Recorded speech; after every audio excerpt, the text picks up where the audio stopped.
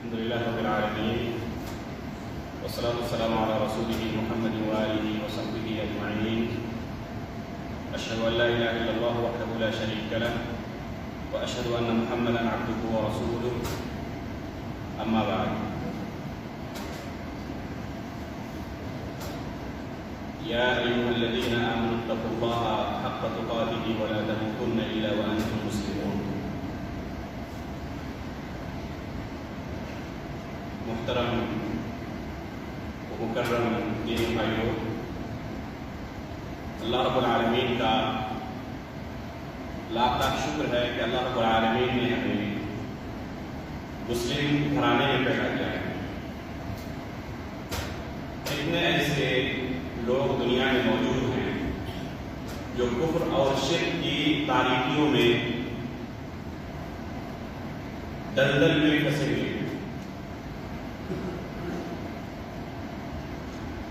کتنے ایسے لوگ ہوتے ہیں جو دنیا سے گزر جاتے ہیں لیکن ایمان کی حالت ان کی موت نہیں ہوتی اور وہ پھر ہمیشہ کی جہنم میں مبتلا ہو جاتے ہیں.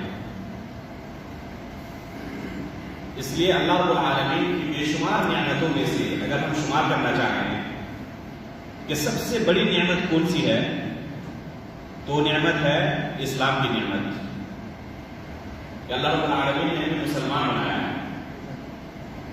نبی پاک صلی اللہ علیہ وسلم لوگوں کو اسلام کی دعوت دیتے تھے، ایمان کی دعوت دیتے تھے اور فرماتے تھے کہ اے لوگوں، اسلام کے اندر داخل ہو جاؤ تم کامیاب ہو جاؤ گے. کیونکہ کامیابی اور ناکامی کا معیار کیا ہے؟ وہ یہ ہے کہ بندے کی موت کس حالت میں ہوتی ہے. ابھی جو میں نے آیت تلاوت کی ہے، اللہ رب العالمین کا ارشاد ہے یا ایھا الذین آمنوا اتقوا اللہ حق تقاته ولا تموتن الا وانتم مسلمون.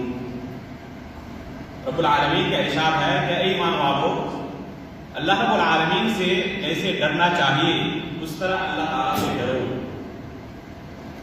اور جب بھی تمہاری وفات ہو، موت ہو، ایمان کی حالت میں تمہاری وفات ہو. فلا تموتن الا وانتم مسلمون. صرف مسلمان ہو کر بھی اس دنیا سے رخصت ہونا. ایسا نہ ہو کہ تمہاری موت حالت کفر میں ہو جائے. نبی پاک صلی اللہ علیہ وسلم کے چچا، جنہوں نے آپ صلی اللہ علیہ وسلم کی حد سے زیادہ خدمت کی تھی، اپنی زندگی پوری قربان کر دی تھی آپ صلی اللہ علیہ وسلم کی حفاظت کے لیے. کفار مکہ کی طرف سے آپ صلی اللہ علیہ وسلم کو اذیتیں پہنچائی جاتی، تکلیفیں دی جاتی، لیکن آپ کا یہ چچا ہمیشہ آپ صلی اللہ علیہ وسلم کی حفاظت کے لیے کھڑا ہوتا. یہ کون تھا؟ ابو طالب. ان کی وفات کس حالت میں ہوئی تھی؟ کفر کی حالت میں. آپ صلی اللہ علیہ وسلم نے کافی کوشش کی کہ میرا یہ چچا کلمہ پڑھ لے، ایمان کی حالت میں ان کی وفات ہو، لیکن ہدایت کن کے ہاتھ میں ہے؟ صرف اور صرف اللہ رب العالمین کے ہاتھ میں ہدایت ہے. ایک انسان کوشش ہی کر سکتا ہے. اس سے اس بات کی بھی دلیل ملتی ہے کہ اگر کسی کی دعوت سے نتیجہ 100% نہ ملے، آپ نے کافی کوشش کی سمجھانے کی لیکن سامنے والا نہیں سمجھا، راہ حق پر نہیں آیا، تو اس سے یہ لازم نہیں آتا کہ سمجھانے والے کی دعوت میں کوئی کمی نہیں.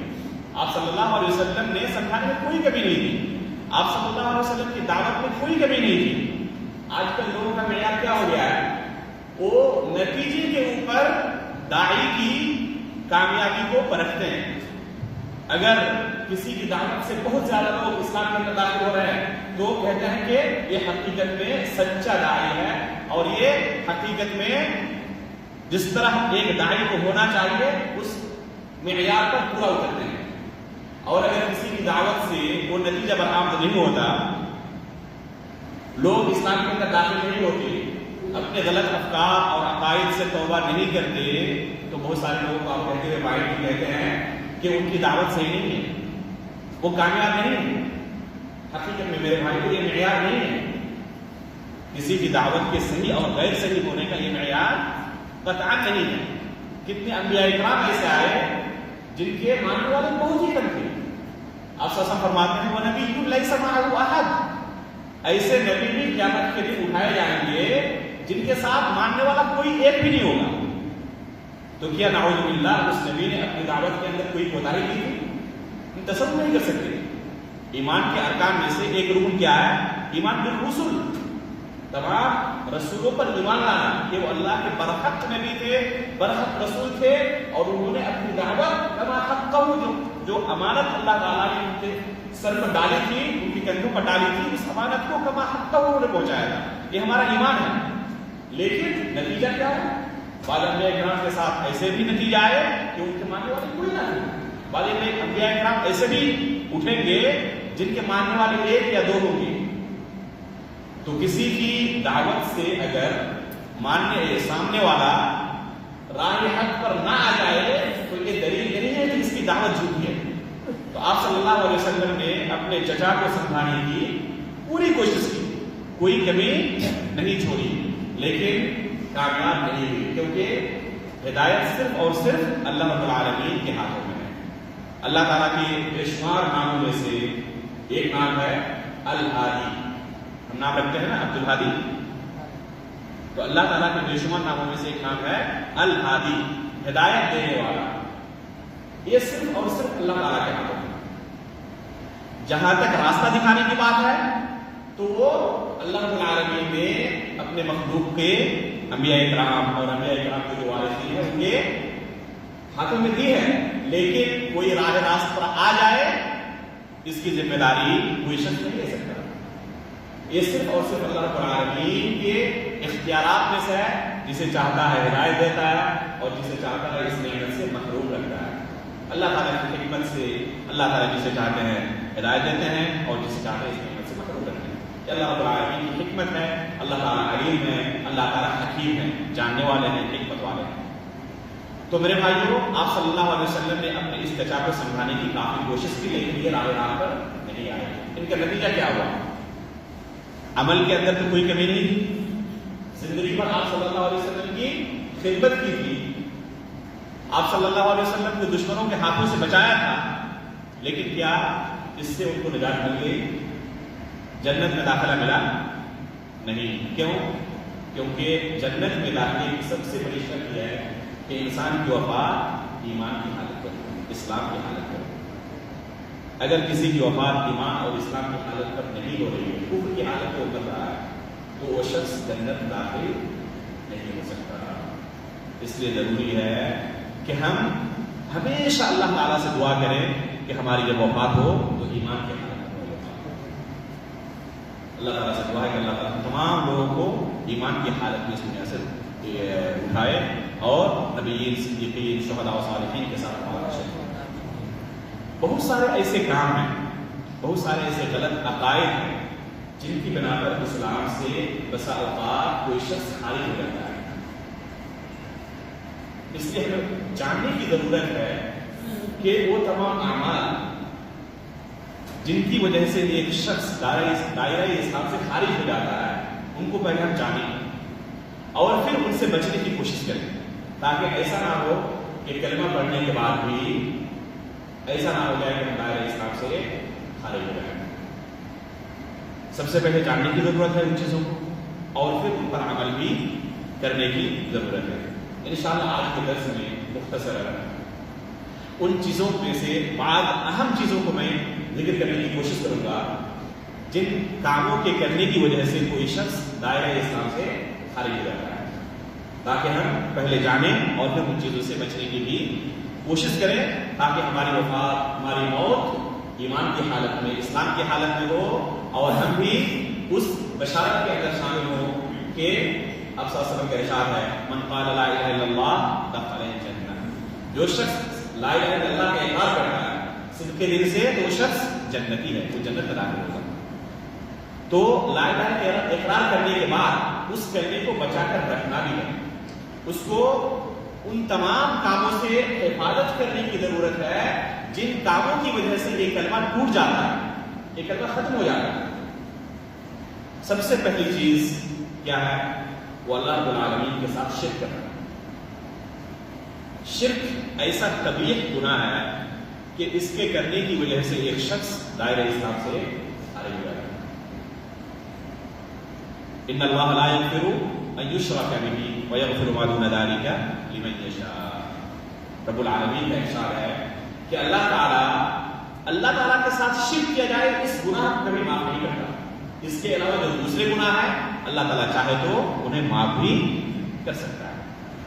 شرک ایک ایسا گناہ ہے جسے اللہ تعالیٰ معاف نہیں کرتا. اس لیے ہمیں شرک کے ان تمام راستوں سے دور رہنے کی ضرورت ہے جن کے اندر مبتلا ہو کر ایک شخص دائرہ اسلام سے خارج ہو جاتا ہے. چاہے وہ اعمال ظاہری ہو یا باطنی ہو, ان تمام اعمال سے بچنا ضروری ہے. بس اوقات ہم تو معمول ہو جاتے ہیں اور سوچتے ہیں کہ مسلمانوں سے شرک کہاں سے ہو سکتا ہے, ہم تو مسلمان ہیں, پکے سچے موحد ہیں, ہم سے تو شرک کا وقوع ممکن ہی نہیں. ہمیشہ ڈرنے کی ضرورت ہے اور بچنے کی بھی ضرورت ہے. انبیاء کرام کے بارے میں آتا ہے, آپ قرآن پڑھیں, ابراہیم علیہ السلام دعا کرنے اللہ تعالیٰ سے کیا, وَجْنُبْنِي وَبَنِيَّ أَن نَعْبُدَ الْأَصْنَامَ. یہ کون ہے؟ ابراہیم علیہ السلام, جن کا لقب خلیل اللہ ہے. وہ خود اللہ تعالیٰ سے کیا دعا کر رہے ہیں, وَجْنُبْنِي وَبَنِيَّ أَن نَعْبُدَ الْأَصْنَامَ. قرآن کے اندر اللہ کا کہنا ہے کہ اللہ مجھے اور میرے بیٹے کو بتوں کی عبادت سے بچانا. تو اگر ایک نبی اس قدر شرک سے ڈرتے ہو تو ہمیں اور آپ کو نہیں ڈرنا چاہیے. بعض لوگ صحیح بخاری کی حدیث سے دلیل لیتے ہیں اور کہتے ہیں کہ اس امت کے اندر شرک نہیں ہو سکتا, مسلمانوں سے شرک کا وقوع ممکن نہیں ہے. وہ حدیث کیا ہے؟ آپ سے ارشاد ہے, فرماتے ہیں کہ مجھے اس بات کا ڈر نہیں کہ تم میرے بعد دنیا داری میں مبتلا ہو جاؤ, شرک میں مبتلا ہو جاؤ. مجھے اس بات کا ڈر نہیں کہ میرے بعد تم شرک میں مبتلا ہو جاؤ, ڈر اس بات کا ہے کہ میرے بعد تم دنیا داری میں مبتلا ہو جاؤ گے. فرماتے ہیں, کہتے ہیں کہ اس حدیث میں آپ صلی اللہ علیہ وسلم نے ارشاد فرمایا ہے کہ اس امت کے اندر شرک نہیں ہوگا. اور اس سے دلیل لیتا ہے کہ ہم جو بھی عمل کرتے ہیں شرک نہیں ہے. چاہے ہم کسی قبر پر سجدے کریں, کسی غیر اللہ سے اولادیں مانگیں, رزق طلب کریں, یہ شرک نہیں. کیوں؟ کیونکہ ہم مسلمان ہیں, کلمہ گو ہیں, اور اللہ کے نبی صلی اللہ علیہ وسلم نے فرمایا ہے کہ مجھے یہ ڈر نہیں کہ تم میرے بعد شرک میں مبتلا ہو جاؤ گے. ہاں, ایک اس بات کا ڈر ضرور ہے کہ میرے بعد تم دنیا داری میں مبتلا ہو جاؤ گے. لیکن میرے بھائی کو اس حدیث کا مفہوم قطعاً یہ نہیں ہے کہ آپ صلی اللہ علیہ وسلم نے اس امت سے اس چیز کی نفی کر دی ہے کہ میری امت میں سے کوئی شخص شرک میں مبتلا نہیں ہوگا. قرآن کریم کے اندر اللہ تعالیٰ کا ارشاد ہے, وَمَا يُؤْمِنُ أَكْثَرُهُم بِاللَّهِ إِلَّا وَهُمْ مُشْرِكُونَ. اس امت کے اندر کتنے ایسے لوگ ہیں جو ایمان لاتے ہیں لیکن حقیقت میں شرک میں مبتلا ہیں. اس حدیث کا مفہوم جو محدثین کرام نے, جیسے صحیح بخاری کی حدیث ہے اور صحیح بخاری کی سب سے معتبر شرحیں اگر آپ دیکھیں, جن میں سے سب سے مشہور شرح کون سی ہے؟ فتح الباری حافظ ابن حجر رحمۃ اللہ علیہ. اسی طرح عمدۃ القاری علامہ عینی حنفی رحمۃ اللہ علیہ. اسی طرح ارشاد الساری علامہ قسطلانی رحمۃ اللہ علیہ. ان تمام کتابوں کو اٹھائیں جو کہ صحیح بخاری کی سب سے معتبر شرح ہے. انہوں نے اس حدیث کا معنی کیا بیان کیا ہے کہ اس حدیث کا معنی یہ ہے کہ پوری کی پوری امت شرک میں مبتلا ہو جائے, مجھے اس بات کا ڈر نہیں ہے. البتہ بعض لوگ اس امت کے اندر بھی شرک میں مبتلا ہو جائیں, بعض لوگ اس امت کے اندر بھی شرک کے اندر مبتلا ہو جائیں گے. اور ہم اپنے آنکھوں سے دیکھتے ہیں کتنے ایسے مسلمان ہیں, کتنے ایسے لوگ ہیں جو اپنے آپ کو مسلمان ہونے کا دعویٰ کرتے ہیں, جو لا الہ الا اللہ کا اقرار کرتے ہیں, لیکن اس کے باوجود غیر اللہ کے سامنے سر جھکاتے ہیں, قبروں پر جاتے ہیں, چاہے چاہتے ہیں سجدے کرتے ہیں, اولادیں نہیں ہوتی, اللہ تعالیٰ سے اولاد طلب نہیں کرتا. دوسروں کے سامنے جو ان کی طرح خود محتاج ہیں ان کے سامنے جا کر اپنی جھولیاں پھیلاتے ہیں اور کہتے ہیں کہ مجھے بیٹا نہیں. اب غور کریں کہ جو اللہ رب العالمین کے سب سے محبوب بندے اس دنیا کے اندر گزرے ہیں، کون ہیں وہ؟ انبیاء کرام علیہ الصلوۃ والسلام. ان کی زندگی کو آپ اٹھائیں قرآن کریم کے اندر جو اللہ رب العالمین نے بیان کیا ہے. ابراہیم علیہ الصلوۃ والسلام کی بات انہوں نے ذکر کی، خود ان کی زندگی کو اٹھائیں قرآن کریم کے اندر اللہ تعالیٰ نے کیا فرمایا ان کے بارے میں. پوری زندگی اولاد کی نعمت سے محروم تھی، کیا نہیں تھے؟ تقریباً بڑھاپے کی عمر کو پہنچ جانے کے بعد بھی اولاد کی نعمت ان کو نہیں حاصل ہوئی تھی. لیکن کیا امید چھوڑ چکے تھے؟ مایوس ہو چکے تھے اللہ تعالیٰ کی رحمت سے، نعمت سے؟ نہیں، اللہ تعالیٰ کی رحمت سے مایوس نہیں تھی. ہمیشہ دعا کرتے تھے رب ہب لی من الصالحین، رب ہب لی من الصالحین. اے اللہ ایک نیک لڑکا عطا فرما، اے اللہ ایک نیک لڑکا عطا فرما. اور اللہ تعالیٰ نے بڑھاپے کی عمر میں ان کو دو بیٹوں کی نعمت سے نوازا. کیا نام ان کا؟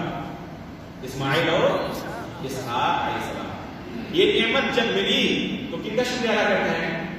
اسی رب کا جن کی طرف سے یہ نعمت ملی ہے.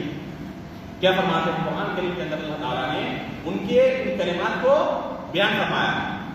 قرآن کریم کے اندر اللہ تعالیٰ نے ان کے شکریہ کے ان کلمات کو اللہ تعالیٰ نے بیان فرمایا. الحمدللہ الذی وہب لی علی الکبر اسماعیل و اسحاق ان ربی لسمیع الدعاء. یہ اللہ تیرا شکر ہے، اللہ رب العالمین کا شکر ہے جنہوں نے مجھے بڑھاپے کی عمر میں الحمدللہ الذی وہب لی علی الکبر، بڑھاپے کی حالت میں اللہ نے مجھے بیٹوں کی نعمت سے، اولاد کی نعمت سے نوازا. ان ربی لسمیع الدعاء، یقیناً میرا رب دعاؤں کو سننے والا ہے. اب غور فرمائیں یہ کون ہے؟ خلیل اللہ ہے، اللہ کے نبی ہیں. اس کے باوجود خود اپنی اولاد پیدا نہیں کر پاتے. دوسروں کی تو چھوڑے، خود اپنی اولاد پیدا نہیں کر پاتے. نبی سے بڑا کوئی پیر ولی بزرگ خواجہ غریب نواز ہے دنیا میں جو ہمیں اولاد دے سکتا؟ یہ واقعہ اللہ نے قرآن کریم کے اندر کیوں بیان کیا؟ تاکہ ہماری آنکھیں کھلیں کہ اگر ایک نبی خود اپنی اولاد پیدا نہ کر سکتا ہو تو نبی سے بڑا ولی پیر بزرگ ہم کہاں سے لائیں گے جو ہمیں اولادیں دے سکتا ہو؟ اس لیے میرے بھائیو، اللہ رب العالمین کے ساتھ شرک کرنا ایسا قبیح جرم ہے، ایسا قبیح جرم ہے جسے اللہ تعالیٰ کبھی معاف نہیں فرماتا. لئن اشرکت لیحبطن عملک ولتکونن من الخاسرین. اللہ تعالیٰ کا ارشاد ہے، نبی پاک صلی اللہ علیہ وسلم کو اللہ تعالیٰ خطاب کر کے فرماتے ہیں کہ اے نبی، اگر آپ نے بھی شرک کیا تو آپ کے بھی تمام کے تمام اعمال برباد ہو جائیں گے. وَلَتَكُونَنَّ مِنَ الْخَاسِرِينَ، اور آپ بھی خسارہ اٹھانے والے ہو جائیں گے. اگر ایک نبی بھی ان سے بھی شرک کا صدور ہو جائے، وہ نجات نہ پا سکتے ہوں، تو نبی سے بڑا کوئی اللہ کا محبوب بندہ ہے جس اللہ معاف کریں گے. اس لیے کوئی بھی ایسا عمل جو شرک کے قبیل سے ہو، اس سے ہمیشہ دور رہنے کی، بچنے کی ضرورت ہے. اللہ تعالیٰ سے ابراہیم علیہ السلام کی طرف دعا کرنے کی ضرورت ہے. وَجْنُبْنِي وَبَنِيَّ أَن نَعْبُدَ الْأَصْنَامَ، اے اللہ مجھے اور میری اولاد کو، میرے بیٹوں کو شرک سے بچانا، بتوں کی پرستش سے بچانا. تو یہ پہلا جرم ہے جن کی وجہ سے ایک شخص دائرہ اسلام سے خارج ہو جاتا ہے. دوسرا عمل جس کی وجہ سے کوئی شخص دائرہ اسلام سے خارج ہو جاتا ہے وہ یہ ہے کہ مشرک کو مشرک نہ سمجھنا. ایک شخص لا الہ الا اللہ کا اقرار نہیں کرتا، وہ سارے دنیا میں شرک کے اندر مبتلا ہے، کفر کے اندر مبتلا ہے، لیکن اس کے باوجود ان کے دین کو صحیح سمجھنا. بہت سارے لوگ سوچیں گے کہ یہ شخص ایسا بھی کوئی پایا جاتا ہے کہ مسلمانوں میں سے. افسوس کی بات ہے کہ بہت سارے لوگ آپ کو ایسے مل جائیں گے جو لبرل قسم کے ہیں، ماڈرن خیالات رکھتے ہیں. کیا کہتے ہیں کہ سب کا دین صحیح ہے، سب کا دھرم برحق ہے، آپ بھی اپنے طور پر اللہ کی عبادت کرتے ہو، ہم بھی اللہ کی عبادت کرتے ہیں، سبھی اللہ کی عبادت کرتے ہیں، آپ کا بھی دین صحیح ہے، آپ کا بھی دھرم صحیح ہے، ہمارا بھی دھرم صحیح ہے. کہتے نہیں کہتے کچھ لوگ اس طرح وحدت الادیان اس کو کہا جاتا ہے. بہت سارے لوگ آپ کو ایسے مل جائیں گے جو مشرکین کے دین کو بھی غلط نہیں کہتے، مشرکین کے دین کو بھی، ان کے دھرم کو بھی غلط نہیں کہتے، اور ان کی بھی دل جوئی کرنے کی کوشش کرتے ہیں اس طرح کہتے ہوئے کہ چلو آپ جو کر رہے ہیں وہ بھی صحیح ہے, ہم جو کر رہے ہیں وہ بھی صحیح ہے.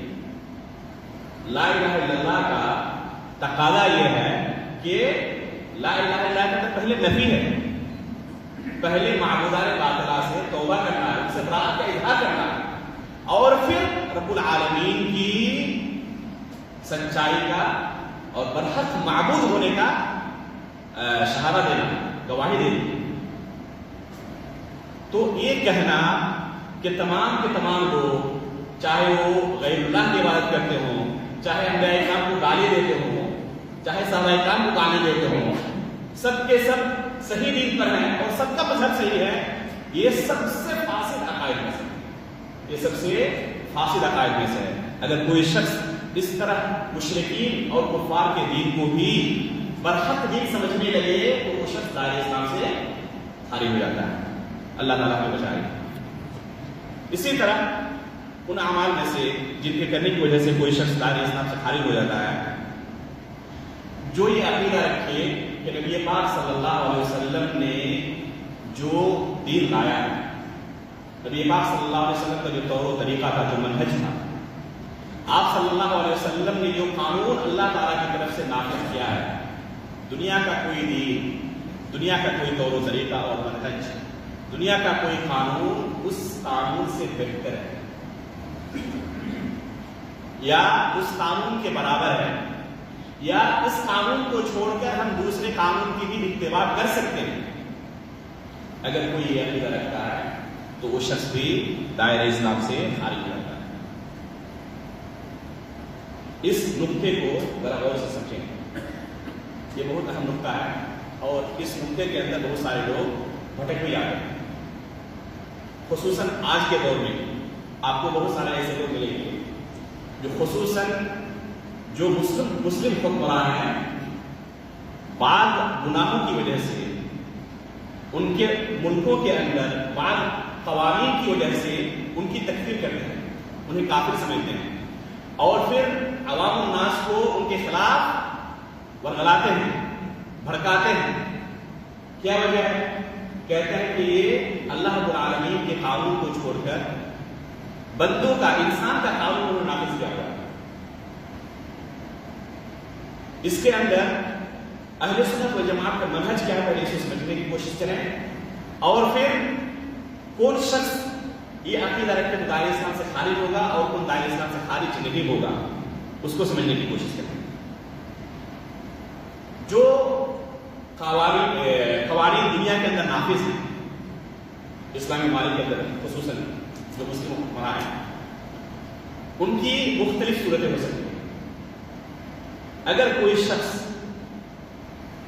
اللہ رب العالمین کا نازل کردہ قانون دنیا میں نافذ کرتا ہے تو حقیقت میں یہی مطلوب ہے جو کہ آپ صلی اللہ علیہ وسلم نے اپنی زندگی اسی کے اندر گزار دی تھی, کوشش کے اندر کہ اللہ رب العالمین کا قانون اس دنیا کے اندر نافذ ہو, جس کو صحابہ اکرام تابعین اعظام سلف صالحین نے حقیقت میں عمل کر کے دکھایا ہے. اگر یہ قانون نہ ہو جو کہ اللہ تعالیٰ نے نازل کیا ہے, کوئی دوسرا قانون جو اس کے بالمقابل ہو, کوئی دوسرا قانون ہو جو اس کے بالمقابل ہو, قرآن کا قانون, اللہ رب العالمین کا نازل کردہ قانون کوئی حکمراں اپنے ملک کے اندر نافذ نہیں کرتا. صرف حکمراں کی بات نہیں, بلکہ ایک سردار قبیلے کا, گاؤں کا یا گھر کا مالک یا کوئی شخص اپنے نفس پر, یہ صرف حکمراں کی بات نہیں ہے. جو قرآن کی آیت من لم یحکم بما انزل اللہ فاولئک هم الکافرون, تو یہ صرف حکمراں کے تعلق سے بات نہیں ہے, یہ عام بات ہے. ایک شخص اپنے نفس کے اوپر بھی جو قانون نافذ کرتا ہے اس کے اندر وہ اللہ رب العالمین کے نازل کردہ قانون کو کس حد تک نافذ کرتا ہے اور کس حد تک غیر اللہ کے قانون کو, انسان کے بنائے ہوئے قانون کو نافذ کرتا ہے, ہر ایک کے اندر یہ چیز عام ہے. تو اگر کوئی قانون جو شریعت کے نازل کردہ قانون کے بالمقابل, اس کو کوئی شخص یہ سمجھتا ہے کہ یہ اللہ تعالیٰ کے نازل کردہ قانون سے افضل ہے, انسان کا قانون اللہ کے نازل کردہ قانون سے افضل ہے, یا یہ سمجھتا ہے کہ افضل نہیں ہے لیکن برابر ہے, چاہے ہم اللہ کا قانون نافذ کریں چاہے اس قانون کو نافذ کریں, دونوں برابر ہی ہیں، کوئی اس میں فرق نہیں ہے. یا یہ سمجھتا ہے کہ اللہ کا قانون جو ہے اس کو ہم نافذ نہ بھی کریں تو کوئی بات نہیں، یہ قانون بھی نافذ کر سکتے ہیں، گرچہ اس کے برابر نہیں کمتر ہے لیکن اسے بھی نافذ کیا جا سکتا ہے، یہ بھی جائز ہے. تو ایسا شخص دائرہ اسلام سے خارج ہے. پھر دوہراؤں میں، اگر کوئی اللہ تعالیٰ کا نازل کردہ قانون چھوڑ کر انسانوں کا بنایا ہوا جو کہ اللہ کے قانون سے ٹکراتا ہو، مثلا ایک مثال دیتا ہوں، شراب پینا حرام ہے. اگر کوئی شخص، کوئی حکمران اپنے ملک کے اندر یہ قانون نافذ کرتا ہے کہ شراب پینا حلال ہے، کوئی جرم کی بات نہیں ہے، کوئی شخص اگر پینا چاہے تو پی سکتا ہے، اس پر کوئی دھر پکڑ نہیں ہوتا. واضح؟ اللہ کا نازل کردہ قانون یہ قانون ہے اور انسانوں کا بنایا ہوا قانون اس کے بالمقابل ہے، اس کے برعکس ہے، اس کے مخالف ہے. اگر کوئی اس قانون کو جو کہ انسانوں کو بنایا ہوا ہے یہ سمجھتا ہے کہ اللہ تعالیٰ کے قانون سے یہ قانون افضل ہے یا اس کے برابر ہے یا اس سے کمتر ہی ہے لیکن اس کو بھی نافذ کیا جا سکتا ہے، اللہ کے قانون کو چھوڑا جا سکتا ہے، اگر کوئی یہ عقیدہ رکھتا ہے تو شخص دائرہ اسلام سے خارج ہے. لیکن اگر کوئی شخص یہ عقیدہ نہ رکھے کہ نہ افضل ہے نہ برابر ہے نہ اس سے کمتر لیکن جائز ہے، اگر یہ عقیدہ نہ رکھے بلکہ یہ کہے کہ یہ قانون جائز نہیں ہے، جسے ہم حرام ہی سمجھتے ہیں، یہ ہماری کمزوری ہے کہ ہم اس کو نافذ نہیں کر پاتے، یہ ہماری اپنی کمزوری ہے کہ ہم اس کو نافذ نہیں کر پاتے، تو ایسا شخص کبھی بھی دائرہ اسلام سے خارج نہیں ہوگا، یہ حرام کام کا مرتکب ہوگا، دائرہ اسلام سے وہ شخص خارج نہیں ہوگا. اور اگر قانون ایسا ہو جو اللہ تعالیٰ کے نازل کردہ قانون سے ٹکراتا نہ ہو، اللہ تعالیٰ کے نازل کردہ قانون سے ٹکراتا نہ ہو بلکہ لوگوں کی مصلحت کے لیے وہ قانون حکمران نے وضع کیا، تو ایسا قانون نافذ کرنا خیر کا کام ہے، نیکی کا کام ہے، اور اس کے اندر رعایا کو بھی حاکم وقت کی مدد کرنی چاہیے. مثلا جو ٹریفک رول ہے، اب راستوں پر چلتے ہیں، گاڑیوں کے قانون ہے نہیں ہے، آپ نے اگر یہاں پر پارکنگ کر دی تو آپ کو جرمانہ ادا کرنا پڑے گا. آپ نے اگر اتنی اسپیڈ سے زیادہ گاڑی چلا لی، 140 کی اسپیڈ ہے، آپ اس سے زیادہ گاڑی بھگا کر لے آ رہے ہیں تو آپ کے اوپر جرمانہ عائد کیا جائے گا، قانون ہے. اکثر دور کو کرنا ہے مسلم جو ممالک کے اندر یہ قانون ہے. یہ قانون اور اس طرح کے بہت سارے قانون شریعت کے قانون سے نہیں ٹکراتے، شریعت کے قانون سے، اللہ تعالیٰ کے قانون سے نہیں ٹکراتے، اور بندوں کی رعایا کی مصلحت کے لیے حاکم وقت نے اس طرح کے قوانین وضع کیے. تو ان قوانین کا فالو کرنا ہر شخص کے اوپر ضروری ہے، ہر شخص کے اوپر ضروری ہے.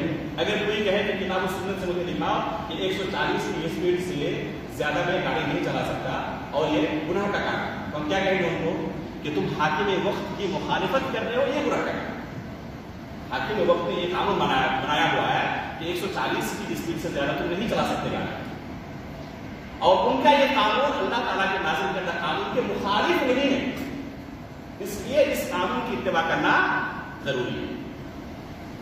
واضح ہو گیا مسئلہ کہ پہلی بات کہ اس قانون کو دیکھا جائے گا جو مسلم ممالک کے اندر موجود ہے. جیسے الحمدللہ یہ ملک جہاں پر ابھی ہم رہے ہیں سعودی عرب، اللہ رب العالمین نے جو قانون نافذ کیا ہے، کتاب و سنت کا یہاں بول بالا ہے، وہ قانون اللہ رب العالمین نے یہاں کے حکمرانوں کے اندر یہ عظیم نعمت ادا کیا ہے کہ انہوں نے کتاب و سنت کے قانون کو قائم رکھا ہے، اور اس کی بالادستی یہاں پر ہم اپنی آنکھوں سے دیکھ رہے ہیں. تو اس طرح کے دوسرے بھی ممالک کے اندر جو مسلم حکمراں ہوں، وہاں پر اگر کوئی قانون موجود ہے، اگر کتاب اللہ کے قانون سے مخالف بھی ہو اور حاکم وقت اسے جائز نہ سمجھتا ہو، بلکہ ان کے نزدیک بھی وہ ناجائز ہو، لیکن نفسی کمزوری ہے، ہر شخص کے اندر کمزوریاں ہیں، ہم بھی کتنی گناہ کرتے ہیں، نہیں کرتے، تو حاکم وقت تو انسان ہی ہے، وہ تو فرشتہ نہیں ہے، ان سے بھی ہماری طرح گناہ سرزد ہو سکتی ہے. خود ہم جب غربت کی حالت میں ہوتے ہیں تو بہت سارے گناہوں سے دور رہتے ہیں، لیکن جیسے ہی پیسے آنے لگتے ہیں تو کتنی گناہوں کے اندر مبتلا ہو جاتے ہیں. اب غور کریں کہ ایک شخص جو پورے ملک کا بادشاہ ہے، جن کے یہاں کسی چیز کی کوئی کمی نہیں، خواہش ہوئی اور اس خواہش کو وہ انجام تک پہنچا سکتا ہے، تو ان کا گناہ کے اندر مبتلا ہو جانا کوئی بڑی بات ہے۔ اگر ہم جو بہت سارے قوانین سے گھرے ہونے کے باوجود بھی زبردستی قانون توڑ کر گناہ کرتے ہیں، اس کے باوجود بھی ہم گناہوں کے اندر مبتلا ہو جاتے ہیں، تو اگر ایک شخص جو حکمران ہو، بادشاہ ہو ملک کا، جو اپنی ہر خواہش کو پوری کر سکتا ہو اگر چاہے تو اس شخص کا کسی گناہ کے اندر مبتلا ہو جانا یہ بڑی بات ہے۔ اگر وہ اس کے باوجود گناہوں سے دور ہے تو بہت بڑی اللہ ہے، اس کے باوجود وہ گناہوں سے دور ہے، ہم تو دور نہیں رہ پاتے۔ تو اگر کوئی حاکم وقت اپنے ملک کے اندر ایسا قانون گرچہ نافذ کیا ہو یا اس کی اجازت دی ہو جو کہ اللہ تعالیٰ کے قانون سے ٹکراتا ہے، لیکن اسے وہ جائز نہیں سمجھتا، اسے وہ بھی ناجائز ہی سمجھتا ہے، تو یہ صرف گناہ کا کام ہے، یہ دائرۂ اسلام سے اسے خارج نہیں کرتا۔ افسوس کی بات ہے کہ آج کل آپ پوری دنیا میں دیکھیں گے کہ مسلم حکمرانوں کے خلاف عوام کو بہکایا جاتا ہے، وغلایا جاتا ہے، اسی طرح کے بعض مثالوں کو دے کر جو کہ نادر میں چھٹکے پھوٹنے ہیں کہ یہ گناہ وہاں پر پایا جاتا ہے، یہ گناہ وہاں پر پایا جاتا ہے، یہ گناہ وہاں پر پایا جاتا ہے، وہاں کی حکومت ان چیزوں کو اجازت دی ہوئی ہے، اس وجہ سے ان کے خلاف بغاوت کرنا ضروری ہو گیا، اس کو تختے سے، اس کو اپنی حکمرانی سے دور کرنا ضروری ہے، اور اس طرح عوام الناس کو بھڑکایا جاتا اور ایک دوسرے کے خلاف برسر پیکار ہوتے ہیں، اور آخر میں مسلمانوں کی جانیں ہلاک ہوتی ہیں، پوری کرتی ہیں، اور اس کا منظر پوری دنیا میں دیکھتے ہیں۔ تو یہ فکر جو ابھی بہت ساری جگہوں پر آپ کو دکھائی دیں گی، یہ اسلامی فکر نہیں ہے، یہ اللہ تعالیٰ کا قانون نہیں ہے۔ اس لیے جو میں نے چیز ذکر کی کہ اللہ تعالیٰ کے قانون کے خلاف کوئی شخص قانون نافذ کرے، اسے افضل سمجھے اللہ تعالیٰ کے قانون سے، یا اس کے برابر سمجھے، یا کمتر ہی سمجھے لیکن جائز سمجھے، وہ شخص دائرۂ اسلام سے خارج ہوتا ہے۔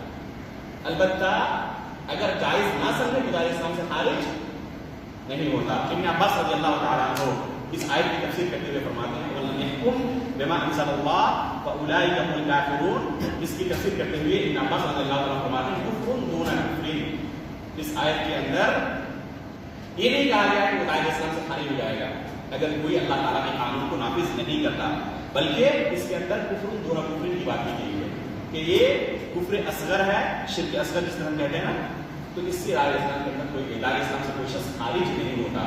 جیسے بہت سارے اعمال کے تعلق سے کہا گیا ہے کہ اگر کوئی شخص یہ کام کرے تو شخص مومن نہیں ہوتا، اگر کوئی شخص یہ کام کرے تو شخص جنت میں نہیں جائے گا، اس طرح بہت سارے آپ کو گناہوں کے تعلق سے بھی جائے گا۔ جیسے ایک حدیث کے اندر ہے، آپ صلی اللہ علیہ وسلم کا ارشاد ہے لا یزنی الزانی حین یزنی وہو مؤمن ولا یزنی السارق حین یسرق وہو مؤمن، جب کوئی شخص زنا کرتا ہے یا جب کوئی شخص چوری کرتا ہے تو اس وقت وہ مومن نہیں ہوتا۔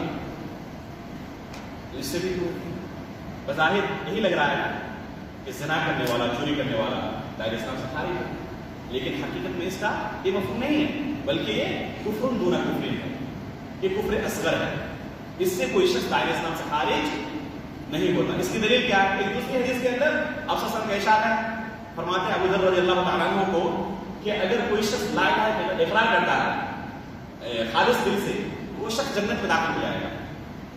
ابو ذر رضی اللہ تعالیٰ عنہ کو آپ صلی اللہ علیہ وسلم کہتے ہیں، فرماتے ہیں کہ وَإِنْ زَنَا وَإِنْ سَرَقَ، اے اللہ کے رسول اگر وہ شخص زانی ہو اور چور ہو پھر بھی، ابھی جو میں نے پہلی حدیث پڑھی تھی اس میں کیا ہے کہ اگر کوئی شخص زنا کرتا ہے یا چوری کرتا ہے تو مومن نہیں ہوتا، اور دوسری حدیث کے اندر کیا ہے کہ اگر لا الہ الا اللہ کا اقرار کرتا ہے تو وہ شخص جنت میں داخل ہوگا۔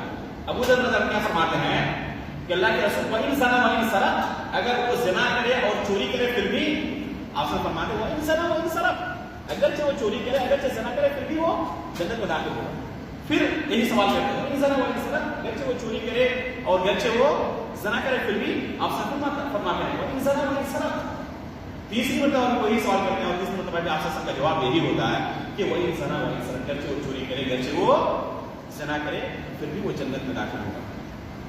اور آخر میں فرماتے ہیں وَإِنْ رَغِبَ عَنْهُ أَبِي ذَرٍ، اگرچہ ابو ذر کی ناحق عادت ہے، اگرچہ تمہیں یہ پسند نہ آئے لیکن اللہ کا فیصلہ یہی ہے۔ اس سے کیا پتہ چلتا ہے کہ زنا کرنے والا، چوری کرنے والا دائرۂ اسلام سے خارج ہو جاتا ہے؟ اگر دارِ اسلام سے خارج ہو جاتا تو جنت میں داخل ہوتا ہو؟ ممکن نہیں تھا. اس کا مطلب ہے کہ یہ کفر اصغر ہے. یہ اس سے مراد یہ نہیں ہے کہ کوئی دارِ اسلام سے خارج ہو جائے. تو اسی طرح ومن لم يحكم بما انزل الله فاولئك هم الكافرون، اس آیت کے تعلق سے ابن عباس رضی اللہ تعالیٰ عنہ کیا تفسیر کرتے ہیں؟ کفر دون کفر.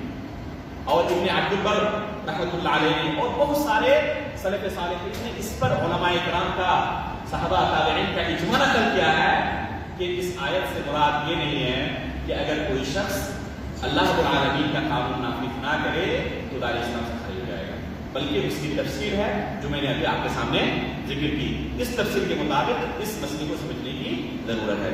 انشاءاللہ امید ہے کہ آپ لوگ اس مسئلے کو سمجھ گئے.